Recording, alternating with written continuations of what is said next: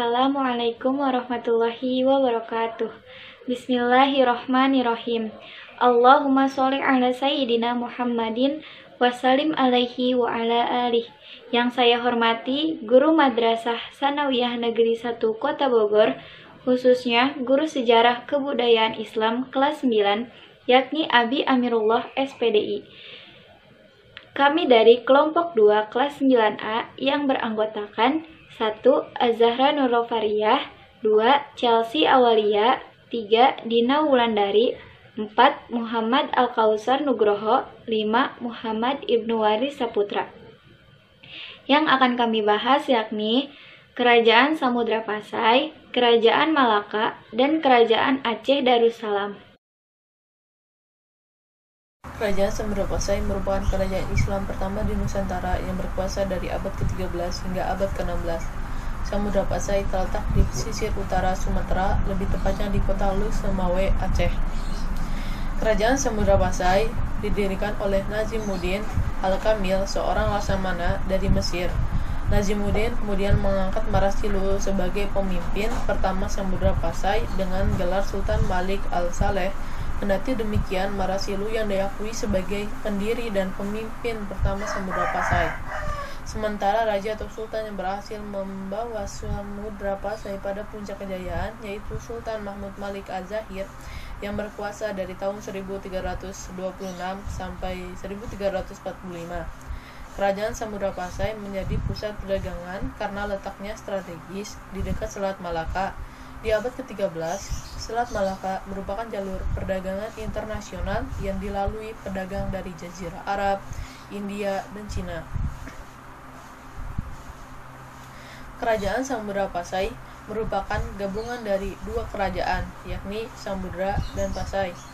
Penggabungan tersebut dilakukan oleh Marasilu, raja pertama dengan gelar Sultan Malik Al-Saleh yang memimpin dari tahun 1285 sampai 1297. Setelah Marasilu wafat, digantikan oleh putranya bernama Sultan Muhammad yang bergelar Malik At-Tahir 1297 sampai 1326. Masa kejayaan kerajaan Samudra Pasai berlangsung saat dipimpin oleh Mahmud Malik Az-Zahir. Sultan Mahmud Malik Az-Zahir adalah raja ketiga Samudra Pasai yang memerintah dari tahun 1326 sampai 1345. Ia meneruskan memimpin setelah Marasilu atau Sultan Malik Al-Saleh, raja pertama, dan Sultan Muhammad Malik Az-Zahir atau Sultan Malik At-Tahir, raja kedua. Pada masa kepemimpinannya, kerajaan Samudra Pasai mengalami perkembangan pesat dan terus menjalin hubungan dengan kerajaan-kerajaan Islam di India maupun Arab. Puncak kejayaan kerajaan Samudra Pasai juga ditandai dengan aktivitas perdagangan yang sudah maju, ramai, dan menggunakan koin emas sebagai alat pembayaran. Pada masa kejayaannya, Samudra Pasai merupakan pusat perniagaan penting di kawasan Nusantara. Samudra Pasai memiliki banyak bandar yang dikunjungi oleh para saudagar dari berbagai negeri seperti Cina, India, Siam, Arab, dan Persia. Kerajaan ini juga dikenal sebagai penghasil rempah-rempah terkemuka di dunia dengan lada sebagai komoditas andalannya. Di samping sebagai pusat perdagangan, Samudra Pasai juga merupakan pusat perkembangan agama Islam. Menurut Ibnu Battuta, Sultan Samudra Pasai disebut dengan sosok yang menjunjung tinggi agama dan berhasil mengislamkan penduduk di daerah-daerah sekitarnya. Masa kejayaan Samudra Pasai juga dipengaruhi oleh lemahnya pengaruh kerajaan Sriwijaya. Kemunduran. Seiring perkembangan zaman, Samudra Pasai mengalami kemunduran. Berikut beberapa faktor yang menyebabkan runtuhnya kerajaan Samudra Pasai. Menjadi sasaran kerajaan Majapahit yang berambisi menyatukan Nusantara, munculnya pusat politik dan perdagangan baru di Malaka yang letaknya lebih strategis, lahirnya kerajaan Aceh Darussalam yang kemudian mengambil alih penyebaran agama Islam. Peninggalan. Makam-makam bertuliskan nama raja-raja Samudra Pasai, koin berbahan emas yang menjadi alat pembayaran pada zamannya, lonceng Cakradonya, Hikayat Raja-Raja Pasai. 2. Kerajaan Malaka. Kerajaan ini pernah menguasai wilayah semenanjung Malaka dan Riau. Penguasa atau rajanya yang pertama adalah Iskandar Shah. Ia merupakan raja pertama kerajaan Malaka yang masih keturunan Majapahit yang kalah dalam perang Parekrek. Nama aslinya adalah Paramisora. Adapun para penerusnya adalah Muhammad Iskandar Shah, Sultan Muzaffar Shah, Sultan Mansur Shah atau Laksamana Hang Tuah yang sangat berjasa pada masa pemerintahannya, serta Sultan Alauddin Shah. Pada masa pemerintahan pertama Parameswara atau Raja Iskandar Shah, Kesultanan Malaka berada di puncak kejayaan. Letak kerajaan Malaka yang dekat dengan Selat Malaka membuat kerajaan ini menjadi pusat perdagangan terbesar di Asia Tenggara. Wilayah kekuasaan Malaka semakin meluas pasca ekspansi, mencangkup semenanjung Malaya hingga pantai timur Sumatera. Kemudian, di masa pemerintahan Sultan Mansur Shah, tidak hanya perekonomian yang terus meningkat, penyebaran agama Islam juga semakin meluas di Malaka. Pada masa kekuasaan Sultan Alauddin Shah, kondisi ekonomi kerajaan cukup stabil, tetapi secara politis mengalami kemunduran. Hal ini disebabkan banyak daerah yang ditaklukkan, kemudian melepaskan diri, serta terjadi beberapa pemberontakan oleh Sultan Mahmud Shah. Kerajaan Malaka dipengaruhi oleh dua budaya, yaitu Melayu dan Islam. Hal ini menjadikan kerajaan Malaka memiliki corak budaya egaliter, terbuka, demokratis, serta menghargai budaya lain. Karena kesuksesan Kesultanan Malaka menarik banyak para musuh yang mengincar kawasan perniagaan, terutama kolonial Portugis. Pasukan Portugal yang berada di bawah pimpinan Alfonso de Albuquerque melakukan serangan ke Malaka pada tahun 1511. Masih di tahun yang sama, Kesultanan Malaka semakin melemah dan runtuh, akhirnya jatuh ke tangan Portugis. Sultan Mahmud Shah yang saat itu memimpin Malaka sebagai raja terakhir, memindahkan ibu kotanya ke Bintan Riau. Dia pun meninggal dunia di Kompar.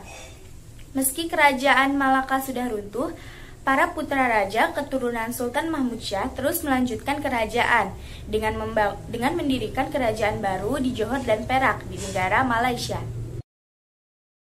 3. Kerajaan Aceh Darussalam. Kerajaan Aceh Darussalam merupakan sebuah kerajaan Islam yang pernah berdiri di Provinsi Aceh, Indonesia. Kerajaan ini terletak di utara Pulau Sumatera dengan ibu kota Banda Aceh Darussalam, dan sultan pertamanya adalah Sultan Ali Muqayyad Shah yang dinobatkan pada Ahad 1 Jumadil Awal 913 Hijriah atau 8 September 1507. Kerajaan Aceh Darussalam memang terlahir dari fusi dua kerajaan. Menurut kitab Bustanus Salatin karya Nuruddin Araniri yang ditulis pada tahun 1636, kala itu Raja Lamuri menikahkan Ali Muqayyad Shah dengan putri Raja Aceh. Dari ikatan pernikahan ini menyebabkan dua kerajaan di tanah Lencong tersebut meleburkan kekuasaannya, dan terlahirlah Kesultanan Aceh Darussalam. Sebagai pemimpinnya adalah seorang sultan yang dimandatkan kepada Ali Muqayyad Shah. Kesultanan Aceh Darussalam sejak berdiri telah melandaskan asas negara dengan ajaran Islam. Oleh sebab itu, kerajaan ini merupakan kerajaan Islam alias kesultanan yang mulai berkembang sejak mulai meredupnya pamor kerajaan-kerajaan bercorak Hindu-Buddha di Nusantara. Setelah Sultan Ali Muqayyad Shah wafat, ia digantikan oleh putranya yaitu Sultan Salahuddin. Karena kelemahan Sultan Salahuddin, akhirnya kekuasaan tersebut direbut oleh saudaranya yakni Sultan Alauddin Riayat Shah Al-Qahar. Sultan Alauddin Riayat Shah Al-Qahar cukup berperan memperbaiki pemerintahannya dan aktif menyebarkan ajaran Islam dengan mengirimkan para mubalik ke berbagai daerah seperti Syarif Hidayatullah atau Sunan Gunung Jati diutus ke Gresik, Jawa Timur. Sepeninggal Sultan Salahuddin Riayat Shah Al-Qahar, kerajaan Aceh Darussalam mengalami kemunduran.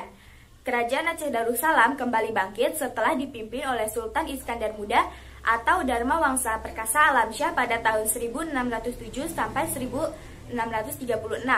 Ia sangat taat beragama dan gigih untuk membangun pemerintahan, sehingga pada saat itu kerajaan Aceh Darussalam berkembang sangat pesat. Suatu hari, Raja James I dari Inggris meminta kepada Sultan Iskandar Muda agar diperbolehkan berdagang di wilayah kekuasaan Kesultanan Aceh Darussalam.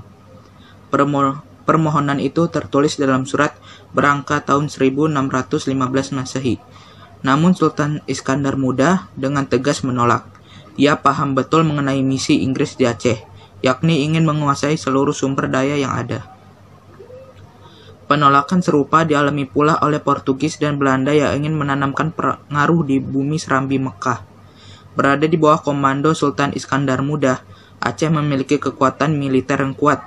Wilayah kekuasaannya sangat luas, selain itu kesejahteraan rakyatnya terbilang makmur. Menurut buku Aceh sepanjang abad 1981, tulisan Muhammad Said, di masa itu Kesultanan Aceh Darussalam mencoba merangkul negeri-negeri dan pelabuhan sekitar Selat Malaka, agar jangan sampai tergoda dengan bujukan bangsa-bangsa asing. Dari sisi perdagangan, harga hasil bumi tidak dipatok rendah untuk menyokong perekonomian kerajaan. Di samping itu dibangun pula bandar dagang utama, didirikan dan dilakukan pengawasan untuk pergerakan orang-orang asing. Luasnya wilayah kekuasaan di era Sultan Iskandar Muda meliputi negeri sekitar Semenanjung Malaya, termasuk Johor, Malaka, Pahang, Kedah, Perak, sampai Patani atau Thailand bagian selatan. Sebagian besar Sumatera juga telah dikuasai. Itu semua tidak lepas dari penaklukan yang dilakukan Kesultanan Aceh Darussalam. Angkatan perangnya, terutama angkatan laut, telah dilengkapi kapal-kapal canggih di masanya. Kapal-kapal perang ini memiliki meriam yang siap dimuntahkan ketika bertemu musuh. Angkatan darat memiliki puluhan ribu prajurit, pasukan kuda, dan pasukan gajah. Kekuatan Kesultanan Aceh Darussalam kala itu sangat diperhitungkan. Portugis sudah menyerah lebih dahulu, Belanda yang datang kemudian. Akhirnya memilih wilayah lain seperti Jawa dan Maluku. Inggris pun demikian yang semakin sulit masuk ke Aceh. Padahal sebelumnya kerajaan Inggris telah menjalin relasi baik dengan Kesultanan Aceh di masa sebelumnya. Struktur kekuasaan kerajaan Aceh Darussalam terbagi menjadi dua wilayah, yaitu kekuasaan oleh kaum bangsawan dan kaum ulama. Sepeninggal Sultan Iskandar Muda, kerajaan Aceh Darussalam dipimpin oleh menantunya yang bergelar Sultan Iskandar Sani yang naik tahta pada tahun 1636. Namun, kekuasaan Sultan Iskandar Sani tidak berlangsung lama, karena kemudian digantikan oleh istrinya, yaitu Putri Sri Alam Permaisuri yang bergelar Sultanah Tajul Alam Safiyatuddin Syah.